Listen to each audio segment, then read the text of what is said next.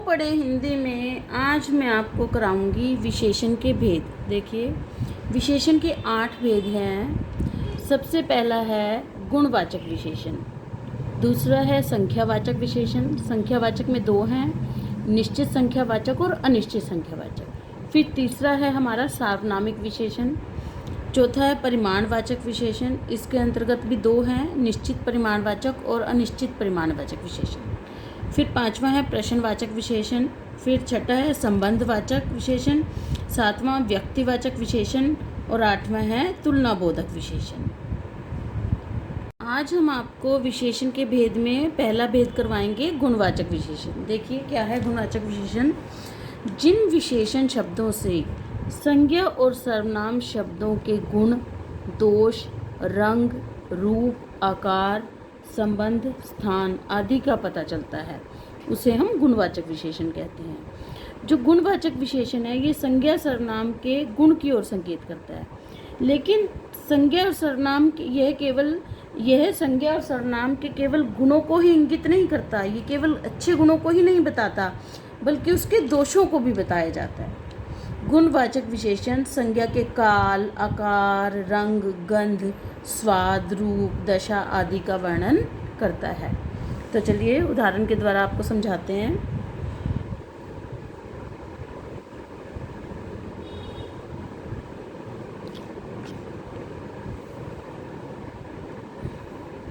विकास एक बलवान व्यक्ति है। विकास एक बलवान व्यक्ति है।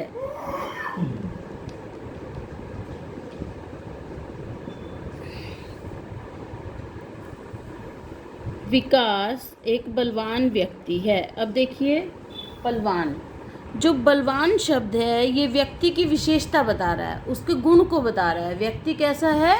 बलवान।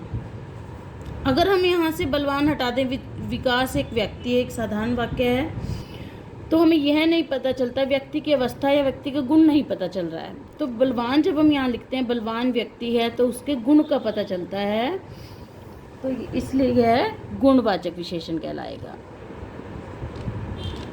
बलवान जो है गुणवाचक विशेषण कहलाएगा। और देखिए बेंगलोर एक स्वच्छ नगर है। बेंगलोर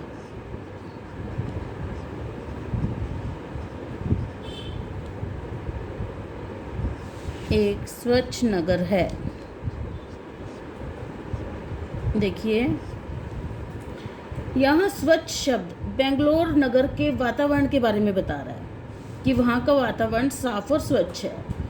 अतः ये जो उदाहरण है ये गुणवाचक विशेषण के अंतर्गत आएगा। यहाँ नगर की विशेषता बताई है कि नगर साफ और स्वच्छ है, उसका गुण बताया है, तो इसलिए यहाँ पर गुणवाचक विशेषण है। और देखिए यह बहुत सुंदर गाड़ी है। यह बहुत सुंदर गाड़ी है। अब देखिए सुंदर, गाड़ी क्या है यहाँ पर? संज्ञा। सुंदर शब्द गाड़ी की विशेषता बता रहा है, गाड़ी की सुंदरता के बारे में बताया है। सुंदरता जो है गाड़ी की विशेषता है। अतः जो विशेषता बताने वाले शब्द होते हैं गुणवाचक विशेषण के अंतर्गत आते हैं, तो ये गुणवाचक के अंतर्गत आएगा। और देखिए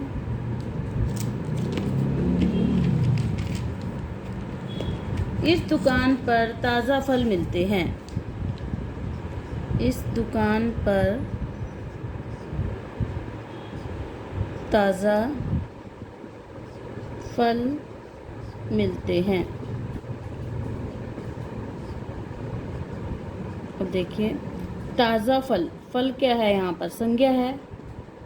तो ताज़ा शब्द जो है वो फलों की विशेषता बता रहा है, संज्ञा की विशेषता बता रहे हैं कि फल कैसा है, उसके गुण को बता रहा है कि फल कैसे हैं? ताज़ा। इस दुकान पर ताज़ा फल मिलते हैं, तो जो ताज़ा शब्द से फलों की विशेषता बताई है, तो इसलिए गुणवाचक विशेषण के अंतर्गत आएगा।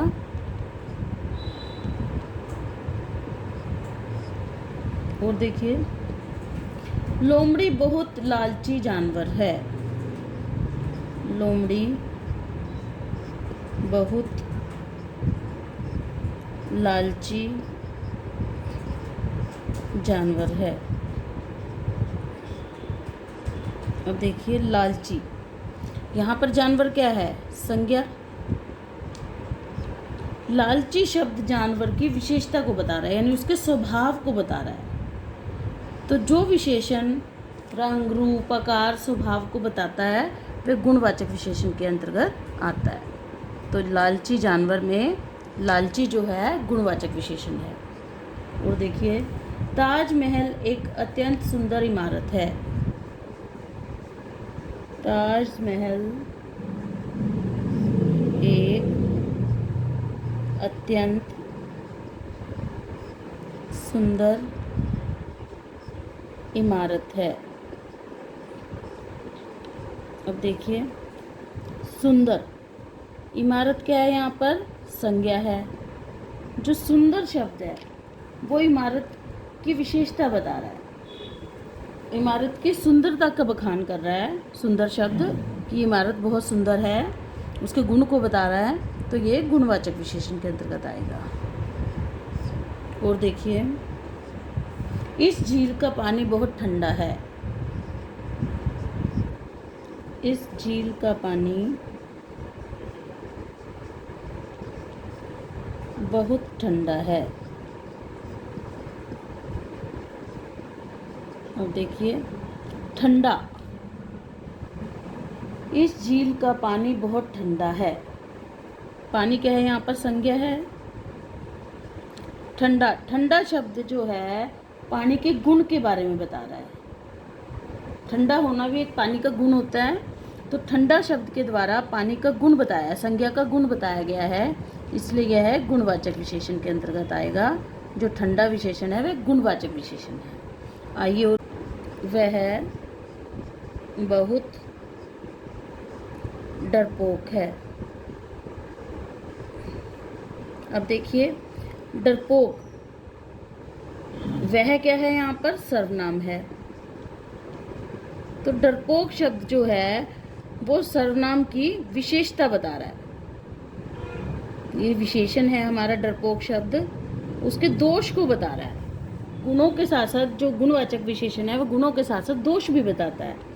तो जो डरपोक शब्द है उसकी विशेषता बता रहा है सर्वनाम की, वह कि वह बहुत डरपोक है। उसके व्यक्तित्व के बारे में बता रहा है कि वह बहुत डरपोक है, तो ये गुणवाचक विशेषण के अंतर्गत आएगा। जो डरपोक है वो गुणवाचक विशेषण के अंतर्गत आएगा। और देखिए विकास का हृदय बहुत कोमल है। विकास का हृदय बहुत कोमल है। अब देखिए कोमल, ये हमारा है विशेषण, विशेषता बता रहा है ये शब्द, इसलिए विशेषण कहलाएगा। विकास का हृदय बहुत कोमल है, ये संज्ञा है। कैसा हृदय है? कोमल। हृदय क्या है? यहाँ पर संज्ञा है। तो देखिए जो कोमल शब्द है वो हृदय की विशेषता बता रहा है कि हृदय कैसा है, उसके गुण को बता रहा है कि हृदय कोमल है। तो यहाँ पर ये गुणवाचक विशेषण के अंतर्गत आएगा। और देखिए उत्कर्ष एक घमंडी व्यक्ति है। उत्कर्ष एक घमंडी व्यक्ति है। ये उत्कर्ष एक घमंडी व्यक्ति है। तो उत्कर्ष क्या है? यहाँ पर संज्ञा। घमंडी क्या है? विशेषण है। तो ये जो घमंडी शब्द है ये उत्कर्ष के स्वभाव की ओर इशारा कर रहा है कि उसका स्वभाव कैसा है? घमंडी, घमंडी व्यक्ति है वह, उसके दोष की ओर संकेत कर रहा है। तो ये गुणवाचक विशेषण के अंतर्गत आएगा। और देखिए यह मीठा अनार है। अब देखिए अनार क्या है? यहाँ पर संज्ञा, और जो मीठा शब्द है वो अनार की विशेषता बता रहा है, अनार के गुण को बता रहा है, तो इसलिए ये गुणवाचक विशेषण के अंतर्गत आएगा। और देखिए रोहन एक डरपोक किस्म का आदमी है। रोहन एक डरपोक किस्म का आदमी है। अब देखिए यहाँ पर रोहन क्या है, संज्ञा है, और डरपोक शब्द के द्वारा रोहन के स्वभाव बताया है, रोहन के दोष की तरफ इशारा किया, उसका दोष बताया है। तो गुण दोष ये गुणवाचक विशेषण के अंतर्गत आते हैं, इसलिए ये डरपोक जो है गुणवाचक विशेषण के अंतर्गत आएगा, यह गुणवाचक विशेषण कहलाएगा। और देखिए शाम को आसमान सुनहरा हो जाता है।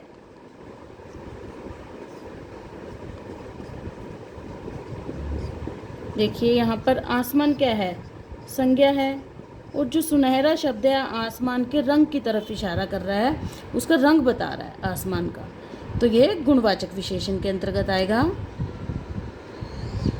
देखिए जिराफ की गर्दन बहुत लंबी होती है। जिराफ की गर्दन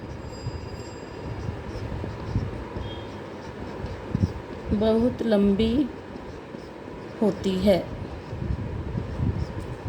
अब देखिए यहाँ पर गर्दन क्या है, संज्ञा है, जिराफ की गर्दन लंबी होती है, लंबा होना उसके गर्दन की विशेषता को बता रहा है, उसका गुण बता रहा है कि गर्दन कैसी है, लंबी, तो ये गुणवाचक विशेषण के अंतर्गत आएगा।